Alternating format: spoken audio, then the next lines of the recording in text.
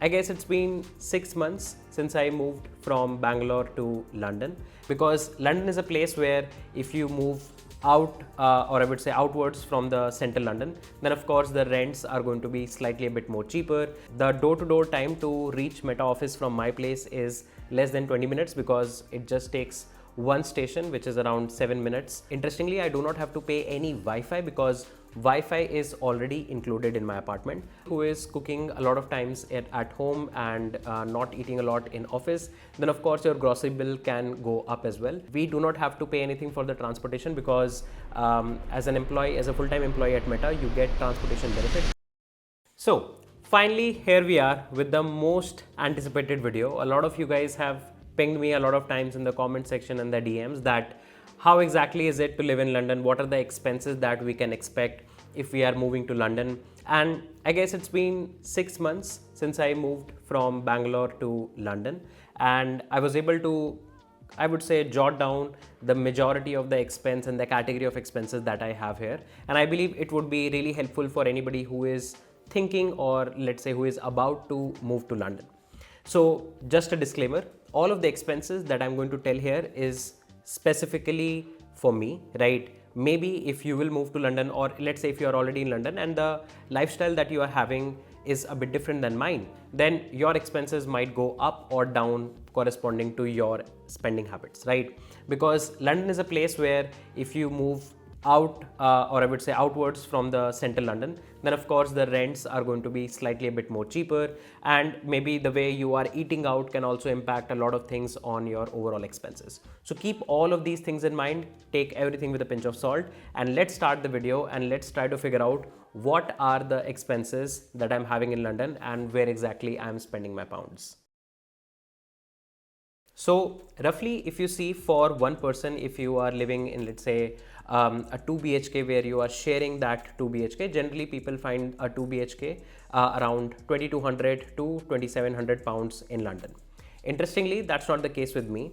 I live in 1 BHK with my wife Ria, and we spent 2650 pounds for this 1 BHK. So our priority was a bit different. We wanted kind of like a bigger apartment. So we have a 700 square feet 1 BHK apartment. So we wanted to have a quite spacious place which is close to our office as well. So the door-to-door time to reach Meta office from my place is less than 20 minutes because it just takes one station, which is around 7 minutes to reach King's Cross, and then there's a small walk altogether.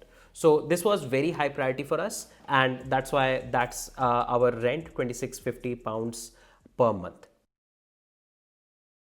Now in London, if you see, the utilities and the bills around that is categorized in different parts. One is the water bill, then you have the council tax. So you can say council tax is the bill that you pay to the council to keep your neighborhood clean and keep all the services up and running. Then you have electricity bill, and you have a separate gas bill. Gas bill includes all the heating and the cooling that comes in your apartment.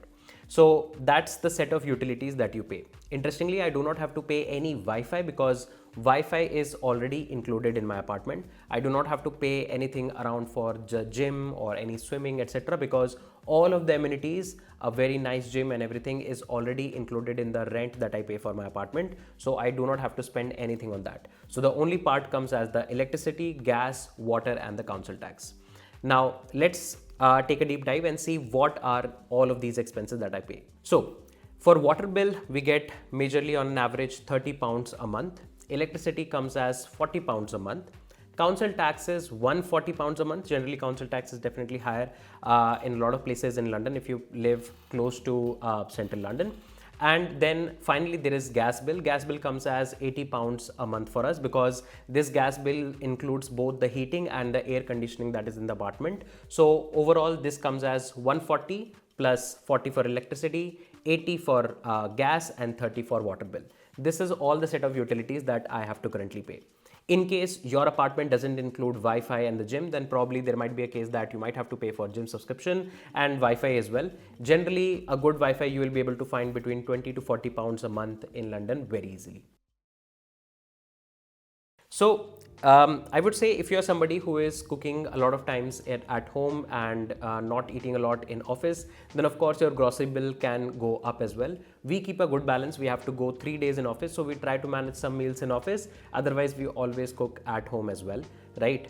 So in groceries, we spend around 150 to 160 pounds. Now, depending on what kind of grocery store you are going, this can also go up or down. For example, Lidl in let's say London is slightly a bit on the cheaper side, but let's say if you're going to Sainsbury or let's say Marks and Spencer, it can go up as well. We generally prefer Waitrose. It's very near to our place and we find the overall, I would say, all the groceries very fresh there. So we generally go and spend around 150 to 160 pounds on groceries. This includes sometimes a bit of Indian groceries as well and the general groceries as well. So the other expenses is sometimes also includes a bit of subscription. So we have kept aside 100 pounds for all the subscription, which includes a couple of AI tools, Netflix, YouTube's premium, etc. All of these subscriptions combined takes 100 pounds for both of us a month. Then we have kept 200 pounds separately for two people for eating out. London is a very vibey place. We are having our first Christmas here. So of course, a lot of times we go out and have some dining outside as well. We meet a lot of people, so all of these expenses come. So we have kept aside 200 pounds for two people so that we can eat out very easily. And we have kept 500 pounds separate for miscellaneous expenses. So we love to travel a lot. We want to travel a lot of places in Europe. So we make sure that from this 500 pounds, we manage all of the travel expenses, including, let's say, sometimes we have some trains. If let's say we have to book flights for Europe, we have to book Airbnbs or hotels, whatever it is, it comes down to this 500 pounds. Sometimes we do not spend it in case we do not have a travel plan and we have some office work to do. Otherwise, we try to make sure that we manage all of our travel within this 500 pounds. A lot of times we club 500 pounds from 2 months and have a longer vacation as well. So this is how we try to manage our expenses. So here we come as 500 for the miscellaneous expenses, 200 for eating out, and 100 for all the subscription.